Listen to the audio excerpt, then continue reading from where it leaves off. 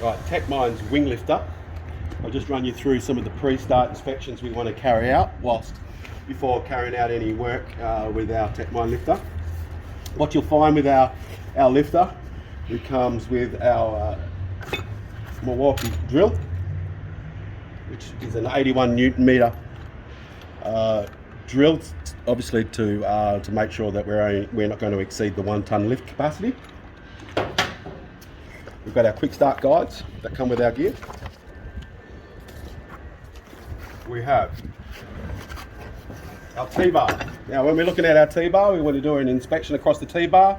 We want to make sure that all of our welds are all intact.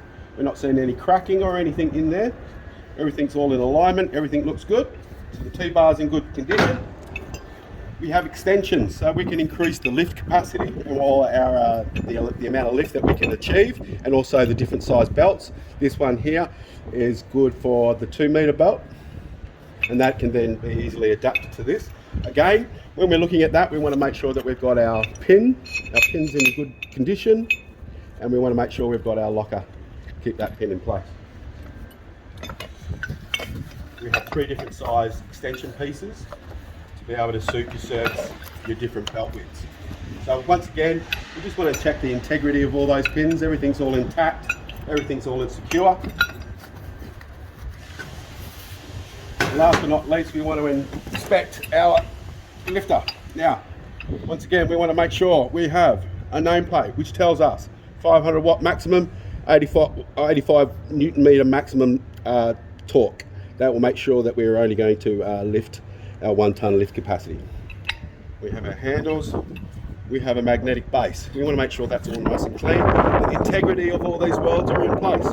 Nothing's looking cracking, nothing's all in place. We have 1 grease nipple to be able to service. If they can get 1 shot of grease every 6 weeks, that'll be much appreciated. But once again, we've got nameplates. We want to confirm that we have this here, and that's in place for us to be able to use. Okay. So everything in there is working, everything there is in place.